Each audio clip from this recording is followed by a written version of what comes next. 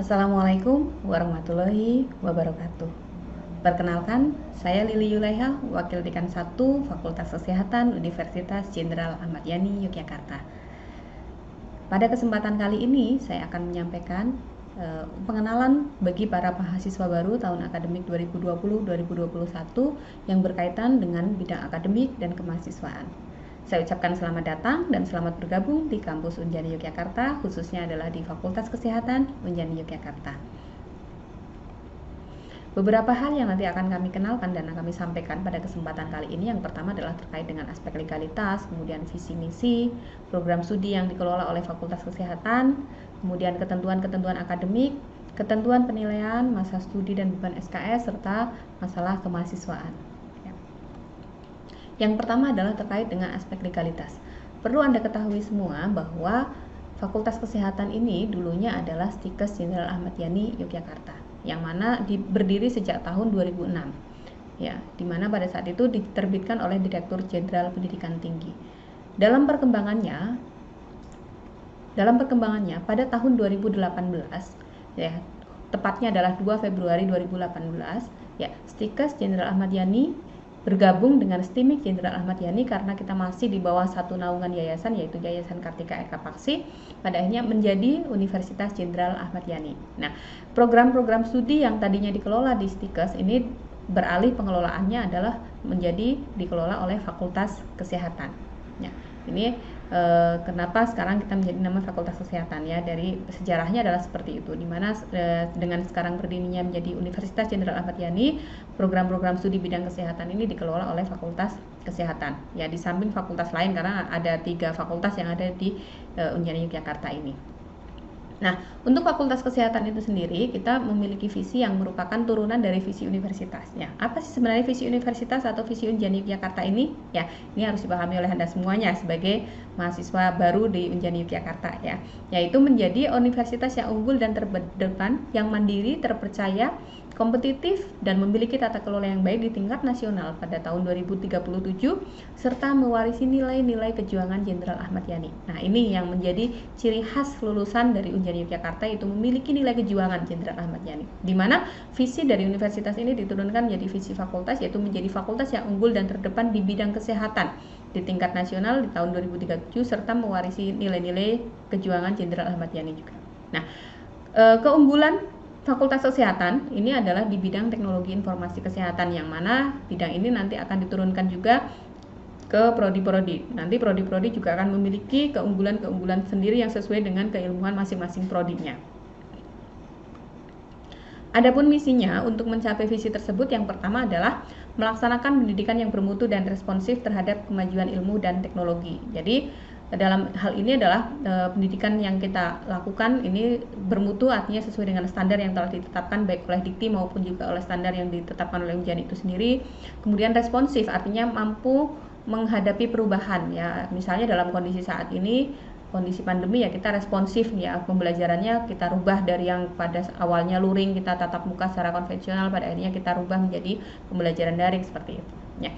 Kemudian melaksanakan kegiatan penelitian yang unggul di bidang ilmu pengetahuan, teknologi, budaya bangsa, dan menghasilkan produk-produk inovasi yang berbasis teknologi. Ya, khususnya adalah di bidang teknologi kesehatan. Ya. Kemudian yang ketiga adalah melaksanakan pengabdian kepada masyarakat yang berdaya guna dan berhasil guna. Ya, ini adalah aspek tridharmanya. Kemudian selanjutnya adalah melakukan kerjasama. Untuk mendukung tridharma tersebut, tentu saja kita harus melakukan kerjasama yang berkelanjutan dengan stakeholder untuk mewujudkan daya saing global. Kemudian menyelenggarakan dan mengembangkan manajemen yang baik dan mandiri, ya, ini sesuai dengan prinsip-prinsip Good University Governance. Kemudian mendalami dan mengembangkan nilai-nilai kejuangan Jenderal Ahmad Yani untuk diterapkan oleh seluruh sivitas akademika dan pendukungnya, ya, termasuk Anda semua sebagai mahasiswa baru di Unjani Yogyakarta ini. Nanti diharapkan pada saat lulus Anda sudah memiliki karakter, ya, yang berlandaskan dari nilai-nilai kejuangan Jenderal Ahmad Yani tersebut. Nah, apa saja sebenarnya? Selanjutnya adalah program studi, ya. Fakultas Kesehatan saat ini mengelola ada 8 program studi yang kita kelola. Yang pertama adalah program studi keperawatan. Itu jenjangnya S1, berdiri sejak tahun 2006 dengan peringkat akreditasi B. Kemudian program studi D3 kebidanan ini juga sejak tahun 2006 dengan akreditasi B. Pendidikan profesi nurse ini mulai operasional tahun 2009, jadi 3 tahun setelah berdirinya Stikes pada saat itu dengan akreditasi B. Kemudian rekam medis dan informasi kesehatan jenjangnya D3, operasional sejak tahun 2013 dengan akreditasi B. Kemudian farmasi dan teknologi bank darah ini operasional sejak tahun 2016, akreditasinya memang saat ini masih C. Kemudian untuk yang paling baru adalah program studi kebidanan S1 dan pendidikan profesi bidan, ini baru memperoleh izin operasional di tahun 2018 ya, dengan akreditasi masih C bintang. C bintang dalam hal ini adalah masih menggunakan izin pendirian awal yang digunakan. Itu ketentuannya seperti itu. Nah, apa saja nilai-nilai kejuangan Jenderal Ahmad Yani yang harus kita miliki dan kita tanamkan di dalam diri kita, ya, khususnya Anda semua juga sebagai mahasiswa di Unjani Yogyakarta ini, ya. Yang pertama adalah gigih dalam mencapai prestasi, kemudian memiliki jiwa kepemimpinan yang tinggi, mengutamakan kemerdekaan, pantang menyerah, patriotisme, heroisme, ya. Kemudian rela berkorban tanpa pamrih, berani ambil risiko, nasionalis, inovatif, mengutamakan persatuan dan kebersamaan. Nah, ke-13 nilai-nilai kejuangan ini dirangkum menjadi profil dari lulusan Unjani Yogyakarta. Nah, apa profilnya? Ya, kita lihat profilnya. Inilah nanti ketika lulus Anda akan menjadi seorang Aditya Mahatma Daksa. Nah, apa itu Aditya Mahatma Daksa? Ya, Aditya Mahatma Daksa ini adalah profil dari lulusan Unjani Yogyakarta. Aditya dalam hal ini artinya adalah pandai dan bijaksana. Aspek tadi dari aspek-aspek inovasi dan lain sebagainya ini adalah masuk di sini. Kemudian Mahatma yaitu berjiwa besar dari aspek psikologisnya atau aspek afektifnya, dan daksa. Daksa ini dalam artinya adalah cakap dan ahli. Jadi aspek keterampilannya. Jadi Aditya Mahatma Daksa ini mencakup 3 aspek dari kognitif, afektif dan juga keterampilan. Inilah profil yang nanti akan menjadi profil kalian pada saat lulus dari Unjani Yogyakarta ini. Selanjutnya adalah struktur organisasi di bidang akademik. Nah, perlu diketahui bahwa di Fakultas Kesehatan ini dipimpin oleh seorang dekan, di mana Pak Dekan ini yang bertanggung jawab terhadap seluruh pengelolaan di tingkat fakultas. Kemudian di bawah dekan ini dibantu oleh 2 orang wakil dekan, yaitu wakil dekan 1 bidang akademik dan kemahasiswaan dan wakil dekan 2 bidang administrasi umum dan keuangan. Nah, di bawah bidang 1 atau bidang akademik dan kemahasiswaan ini ada 1 kabak, yaitu kepala bagian administrasi akademik dan kemahasiswaan, yaitu Bapak Miftahul Darussalam.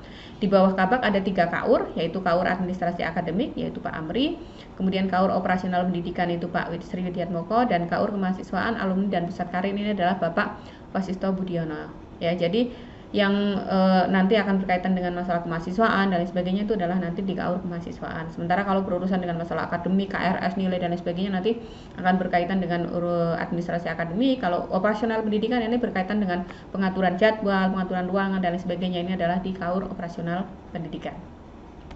Ya. Selanjutnya bentuk program pendidikan. Nah, di dalam program pendidikan ini yang perlu Anda pahami semua adalah pertama dimulai dari proses registrasi, ya. Kemudian dari registrasi, kemudian Anda akan melalui proses pembelajaran, kemudian dari hasil proses pembelajaran akan dilakukan evaluasi pembelajaran, sampai dengan tahapan akhir akan melalui proses ujian akhir sebagai tahapan untuk kelulusan, dan setelah lulus nanti akan ada uji kompetensi. Nah, uji kompetensi ini sampai saat ini masih belum bisa dilaksanakan secara exit exam, ya, exit exam. Tapi kemungkinannya ini akan mundur karena seharusnya tahun ini untuk exit exam ternyata mundur karena kondisi belum memungkinkan, sehingga pada saat ini uji kompetensi dilakukan setelah lulus. Kalau exit exam nanti uji kompetensi justru akan digunakan sebagai syarat kelulusan. Ya, mudah-mudahan tahun depan belum berlaku, atau mungkin pada saat Anda semua lulus kita tidak tahu apakah sudah diberlakukan exit exam atau belum. Nah, kita lihat dari ketentuan registrasi. Apa yang dimaksud dengan registrasi, ya? Registrasi di sini adalah pendaftaran sebenarnya, ya. Pencatatan, untuk pencatatan bahwa Anda ini tercatat terdaftar sebagai mahasiswa. Nah, persyaratannya apa? Ada 2 hal yang harus dipenuhi di dalam registrasi. Yang pertama adalah registrasi keuangan, yang kedua adalah registrasi akademik. Nah, tahapannya adalah mahasiswa harus menyelesaikan dulu administrasi keuangannya, kemudian baru bisa melakukan proses selanjutnya, yaitu administrasi akademik dengan melakukan pengisian KRS atau kartu rencana studi. Ini dilakukan di setiap semester, ya. Nah, mahasiswa yang sudah melakukan registrasi akan mendapatkan KTM atau kartu tanda mahasiswa dan NPM, nomor pokok mahasiswa. Registrasi ini dilakukan setiap semester, yaitu semester gasal dan semester genap. Ini terbagi menjadi 2 semester dalam 1 tahun, yaitu gasal genap, kemudian nanti akan ada tambahan dari semester pendek. Nah, ini untuk ketentuan registrasinya. Nah, selanjutnya adalah masuk ke proses pembelajaran. Sebelum masuk ke proses pembelajaran, perlu diketahui terkait dengan kurikulum dulu, ya. Anda semua ini ada di Fakultas Kesehatan, perlu diketahui beban SKS yang nanti harus Anda lalui selama proses pendidikan di Fakultas Kesehatan ini. Yang pertama adalah untuk mahasiswa prodi profesi nurse. Ya, beban SKS-nya ada 38 SKS, lama studinya 1 tahun, ya. Lama studi maksimal 3 tahun. Artinya apa? Yang seharusnya diselesaikan dalam 1 tahun, kalau misalkan ternyata belum bisa selesai, misalnya mungkin ngambil cuti atau mungkin ada mata kuliah yang belum lulus sehingga akhirnya nambah semester, ini masih bisa diselesaikan. Tetapi batas waktu maksimalnya adalah 3 tahun gitu ya. Gelar lulusannya adalah nurse. Kemudian untuk prodi keperawatan S1, beban SKS-nya ada 149, lama studinya 4 tahun, lama studi maksimal 7 tahun. Jadi bisa sampai 14 semester ya. Tapi mudah-mudahan Anda semuanya tepat waktu, semua 4 tahun semuanya selesai tepat waktu gitu ya. Jadi nggak sampai mundur ya kelulusannya. Gelarnya nantinya adalah sarjana keperawatan. Kemudian S1 farmasi, beban SKS-nya 144 SKS, lama studi juga 4 tahun, lama studi maksimal 7 tahun, gelarnya adalah S.Pharm. Kemudian kebidanan D3, beban SKS 108, lama studi 3 tahun. Jadi untuk diploma ini lama studi itu semuanya 3 tahun, lama studi maksimalnya adalah 5 tahun atau 10 semester. Gelarnya adalah ahli madya kebidanan untuk prodi kebidanan.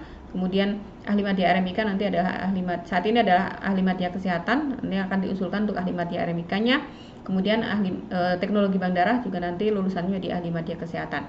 Kemudian untuk yang S1 kebidanan, ini SKS-nya 148, lama studi 4 tahun, lama studi maksimal 7 tahun, gelarnya adalah S.Kep atau sarjana kebidanan. Ketika sudah lulus profesi dengan beban SKS 36 SKS, lama studinya 1 tahun, beban maksimalnya adalah 3 tahun, nanti akan memperoleh gelar sebagai bidan atau BD. Gitu ya. Jadi gelar bidan ini diperoleh setelah Anda semua menyelesaikan, atau Anda yang di program S1 itu menyelesaikan proses sampai dengan tahapan profesi gitu.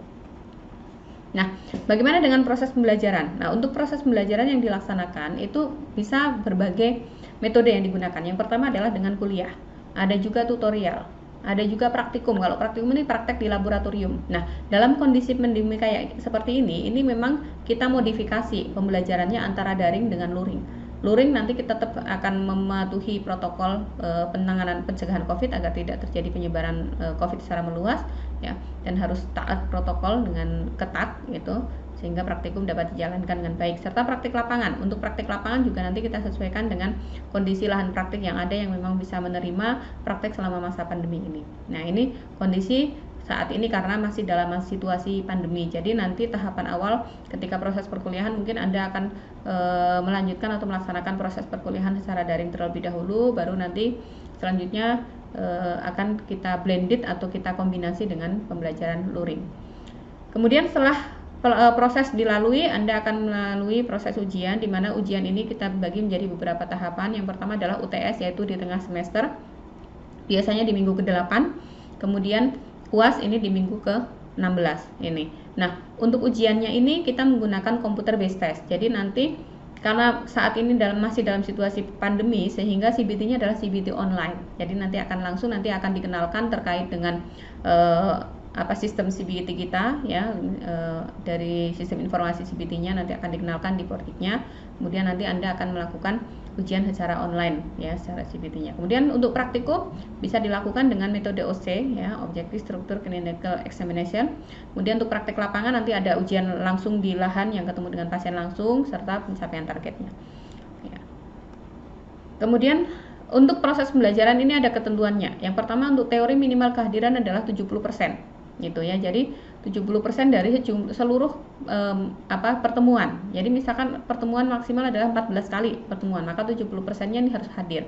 Ya, setidaknya mungkin 11 kali pertemuan harus hadir lah. Yang 3 kali pertemuan mungkin bisa ditoleransi untuk masih bisa mengikuti ujian. Karena kalau kehadirannya kurang dari 70%, ini resikonya tidak bisa mengikuti ujian. Gitu ya. Jadi mohon untuk dapat diperhatikan dengan baik agar kehadiran Anda tidak kurang dari 70% sehingga ujiannya bisa lancar. Kemudian praktik kehadirannya harus 100%, baik itu praktikum di laboratorium maupun praktik lapangan. Ini harus 100%. Makanya ketika Anda praktik lapangan kok kehadirannya tidak bisa 100% karena sakit, wajib mengganti. Kalau sakit ketentuannya mengganti 1 hari. Kalau tidak masuknya karena izin, maka 1 hari nggak masuk karena izin, menggantinya 2 hari. Kalau 1 hari nggak masuk tanpa keterangan, menggantinya 3 hari. Nah, ini yang sanksi yang nanti akan dikenakan bagi mahasiswa yang tidak dapat memenuhi kehadiran sesuai dengan jadwal yang telah ditentukan. Jadi tetap wajib mengganti karena kehadiran harus 100%. Kalau tidak 100%, tidak bisa mengikuti ujian dan tidak bisa lulus di mata kuliah praktik lapangan tersebut. Nah, bagaimana dengan sistem pembelajaran? Ya, sistem pembelajaran kita menggunakan satuan kredit semester ya, sesuai dengan SNDikti bahwa satu SKS ini similar atau setara dengan 170 menit kegiatan. Nah, 170 menit ini meliputi apa? Kalau Anda sifatnya perkuliahan, maka dari 170 menit ini dibagi menjadi 3 bagian, yaitu 50 menit tatap muka, kemudian 60 menit tugas terstruktur, dan 60 menit ini adalah kegiatan belajar mandiri. Gitu. Jadi pembagiannya seperti itu. Sedangkan kalau bentuk atau metode perkuliahannya adalah dengan seminar atau tutorial, maka 100 menit digunakan untuk tutorial dan 70 menit adalah untuk kegiatan mandiri. Nah, kalau untuk kegiatannya adalah bentuknya praktikum ataupun praktik lapangan, maka 170 menit ini full digunakan untuk praktikum. Nah, bagaimana cara penghitungannya? Jadi kalau satu mata kuliah itu misalnya terdiri dari 2 SKS, maka perhitungannya adalah 2 SKS dikali 170 menit dikali minggu efektif dalam satu semester, yaitu 14 minggu. Jadi 2 SKS dikali 170 menit dikali 14 minggu, maka ketemulah sekian menit, sehingga nanti akan ketemu sekian hari. Gitu ya, sekian minggu yang harus dipenuhi. Dalam sekali pertemuan berapa kali. Nah, kalau untuk yang dibentuk dalam bentuk blok-blok, nanti perhitungannya dari situ. Kenapa minggunya dipadatkan, jamnya lebih padat dan sebagainya. Gitu. Ya, berikutnya adalah untuk penilaian pembelajaran. Untuk penilaian pembelajaran di sini ada standar kelulusan. Standar kelulusannya adalah kita BC, yaitu minimal nilainya adalah 62 dengan angka mutunya adalah 2,5. Jadi harapannya Anda semua minimal dikatakan lulus itu kalau nilai minimalnya adalah 62. Kalau kurang dari 62 maka tidak lulus. Gitu ya. Jadi ini ini BC ini harusnya masih lulus ya, karena patokannya adalah 62 Anda bisa lulus. Nah, ini rentang nilainya kalau misalkan nilai mutunya mutlaknya seperti ini, nilai mutunya seperti ini. Ya, dari mulai A, A-, AB, B+, B, B-, BC, nah, sampai dengan E. Gitu. Ini untuk ketentuan nilai ya, ketentuan nilai mata kuliah. Kemudian untuk ketentuan penilaian, nih batas nilai akhir mata kuliah adalah BC, penentuan nilai akhir berdasarkan komponen. Nah, ini udah nggak berlaku lagi karena sekarang berdasarkan komponen di dalam penilaian sesuai dengan RPS masing-masing. Untuk nilai CBT adalah 62, sedangkan untuk nilai praktik itu adalah 68 batas lulusnya. Kesempatan Anda punya kesempatan ujian ulang 2 kali dan nilai hasil ujian ulang maksimal BC. Jadi meskipun Anda ujian ulang nilainya A, itu tetap nilainya adalah BC. Seperti itu ya, jadi tidak bisa maksimal. Karena itu sudah ulangan. Nah, ketika Anda lulus, kemudian nilai yang sudah Anda peroleh dari seluruh mata kuliah itu dikumulatifkan atau diakumulasi di total di jumlah secara keseluruhan, kemudian dibagi dengan jumlah SKS, maka akan ketemulah yang disebut dengan indeks prestasi kumulatif. Nah, indeks prestasi kumulatif ini menjadi standar kelulusan. Anda bisa dinyatakan lulus kalau IP-nya untuk program diploma dan sarjana ini adalah lebih dari sama dengan 2,0. Kalau masih kurang dari itu tidak akan lulus. Untuk program profesi itu lebih dari 3,0. Nah, kemudian memperoleh predikat kelulusan itu kalau IP-nya sudah di atas 2,75.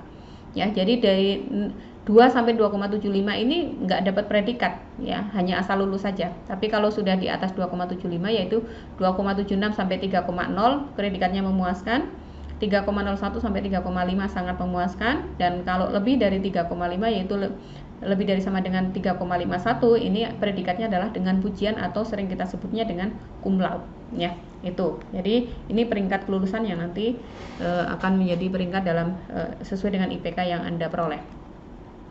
Berikutnya adalah setelah lulus Anda akan ikut sertakan di dalam kegiatan uji kompetensi nasional. Nah, uji kompetensi ini sampai dengan saat ini memang masih belum berlaku exit exam sehingga masih dilaksanakan setelah Anda dinyatakan lulus. Tetapi tidak semua prodi melalui proses uji kompetensi. Saat ini yang sudah wajib mengikuti uji kompetensi adalah program profesioners, D3 kebidanan dan RMIK. Yang lainnya untuk TBD saat ini belum diberlakukan. Kemudian untuk yang S1 keperawatan dan S1 kebidanan ini belum melalui uji kompetensi karena uji kompetensi diberlakukan pada program profesi. Gitu ya. Kemudian untuk mendukung pelaksanaan pembelajaran, apalagi saat ini kita banyak belajar secara daring, kita sudah menyiapkan sistem informasi pembelajaran, yaitu yang kita sebut dengan pordik.unjaya.ac.id ya. Kemudian untuk proses pembelajarannya nanti ada namanya e-link ya, e-link.fkes.unjaya.ac.id. Untuk pordik ini adalah terkait dengan sistem informasi akademik, yang mana di sini adalah kebutuhannya adalah ada portal untuk mahasiswa, portal untuk orang tua, dan portal dosen ya. Sistem ini akan berkaitan dengan untuk masalah registrasi, kemudian kalian bisa melihat nilai di sini, jadwal dan sebagainya ini melalui pordik ini. Sementara untuk yang pembelajaran tadi melalui atau menggunakan e-link ya. Nah, setelah proses registrasi, mahasiswa akan distatuskan sesuai dengan status mahasiswa. Yang pertama, mahasiswa dikatakan statusnya aktif kalau melakukan registrasi sesuai ketentuan, yaitu baik itu registrasi keuangan maupun registrasi akademik. Kemudian kalau misalkan mahasiswa tidak melakukan registrasi dan tidak aktif, maka akan distatuskan nonaktif. Untuk nonaktif ini akan dikenakan biaya 10% dari SPP tetap. Gitu ya. Kemudian mahasiswa juga bisa mengajukan cuti. Ini adalah hak mahasiswa. Mahasiswa boleh mengajukan cuti kalau misalnya sekiranya tidak mampu melanjutkan atau mungkin ingin istirahat dulu dan sebagainya. Tapi saya sarankan kalau bisa nggak usah diambil kesempatan ini agar Anda bisa lulus tepat waktu gitu ya. Tentu saja kan Anda kuliah sudah punya rencana pengen menyelesaikan tepat waktu gitu ya. Jadi harapannya tidak diambil. Tapi kalaupun memang terpaksanya harus mengambil cuti, maka ada ketentuannya. Pertama, cuti tidak boleh bagi mahasiswa semester 1 ya. Masa Anda baru masuk langsung ambil cuti kan nggak mungkin gitu ya. Kemudian batas maksimal cuti adalah 2 periode registrasi untuk D3 dan 4 periode registrasi untuk S1. Jadi 1 tahun untuk prodi D3 dan 2 tahun untuk prodi S1. Itu maksimal cutinya. Untuk yang cuti dikenakan biaya membayar 20% dari SPP tetap. Kemudian ada juga yang kita sebut dengan cuti sepihak. Bagaimana cuti sepihak ini? Jadi cuti sepihak ini diberlakukan bagi mahasiswa yang pada saat awal semester statusnya aktif. Tapi ketika pertengahan ternyata mogok nih, ngadat dan menghilang tanpa kabar. Nah, biasanya prodi nanti akan mengusulkan, oh mahasiswa ini udah nggak aktif nih di tengah semester padahal status awalnya aktif, sehingga akan diusulkan untuk namanya cuti sepihak. Jadi dari pihak prodi yang nanti akan mengusulkan. Kemudian ada ketentuan juga mahasiswa tidak naik tingkat karena memang kondisi kita saat ini adalah SKS-nya adalah SKS paket ya, sehingga ketika tidak bisa menyelesaikan mata kuliah di dalam semester tertentu maka ini tidak bisa naik tingkat. Nah, jadi memiliki nilai D atau E sejumlah lebih dari 10 SKS atau 12 SKS pada sistem blok. Gitu. Jadi kalau lebih dari itu maka tidak bisa naik tingkat. Misalnya nanti diakumulasi semester 1, semester 2 ternyata mata kuliah yang nggak lulus lebih dari 12 SKS maka nggak bisa naik ke semester 3. Jadi tetap kembali lagi ke semester 1 seperti itu ya. Ini ada ketentuannya untuk naik tingkat tidak boleh lebih dari 1 kali juga. Selanjutnya adalah untuk peraturan dan tata tertib. Ya, Anda semua sudah mendapatkan seragam ya untuk kuliah meskipun nanti proses pembelajaran kita berlangsung secara daring, mohon untuk dapat mengikuti ketentuan. Jadi tetap misalkan kita ada daring yang sinkron langsung ketemu melalui video conference ya mohon mahasiswa tetap menggunakan ketentuan menggunakan seragam ya, jangan cuma pakai kaos oblong dan sebagainya gitu ya. Meskipun daring, aspek sikap juga tolong diperhatikan dengan baik. Nah, ini ada ketentuan seragamnya, silakan Anda buat sesuai dengan ketentuan yang sudah diberikan. Kemudian untuk ini adalah seragam untuk kuliah, ini adalah seragam untuk praktik lapangan. Nah, selanjutnya adalah kita masuk ke masalah kemahasiswaan ya, bidang kemahasiswaan. Di bidang kemahasiswaan kita ada organisasi mahasiswa. Untuk di tingkat fakultas ini ada BEM dan HIMA. Ya, jadi ada BEM fakultas dan himpunan mahasiswa prodi. Himpunan mahasiswa prodi ini meliputi Himika untuk keperawatan, kemudian Himabi untuk kebidanan, Himarmika itu reka medis, Himafar itu farmasi, dan Himabada adalah himpunan mahasiswa bank darah. Itu adalah hima-hima. Jadi Anda yang ingin aktif berkecimpung di dalam organisasi silahkan manfaatkan BEM maupun HIMA ini sebagai wadah Anda belajar berorganisasi.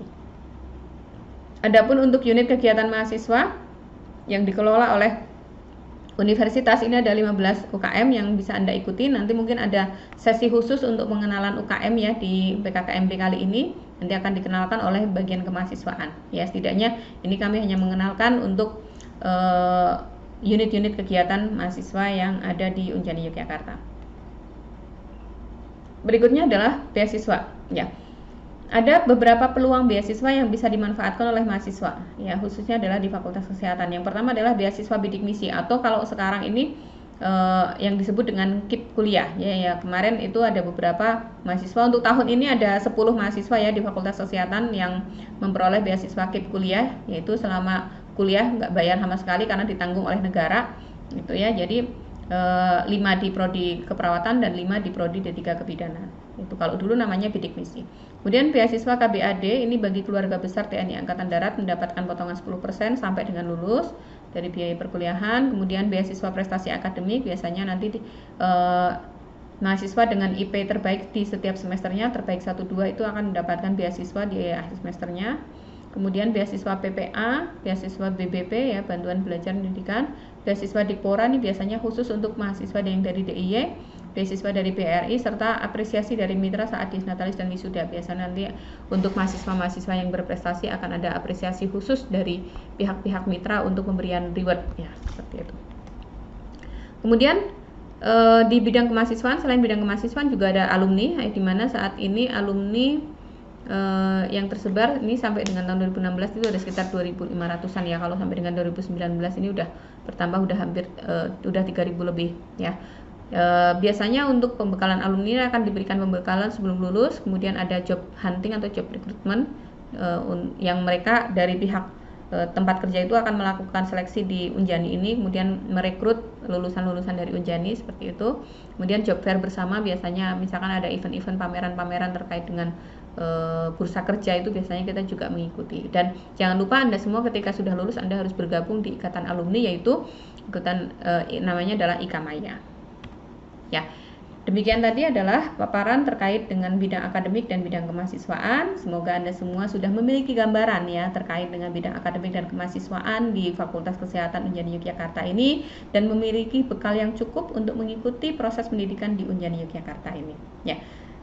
Semoga apa yang menjadi cita-cita Anda semua untuk mengikuti proses perkuliahan di Fakultas Kesehatan Unjani Yogyakarta ini dapat berjalan dengan lancar, kuliahnya lancar, tanpa hambatan, dan semuanya dapat lulus tepat waktu sesuai dengan harapan Anda semua. Tidak ada kendala yang berarti selama proses perkuliahan yang Anda hadapi. Ya, saya ucapkan selamat belajar, selamat berjuang, semoga sukses meraih cita-cita Anda semuanya. Terima kasih. Assalamualaikum warahmatullahi wabarakatuh.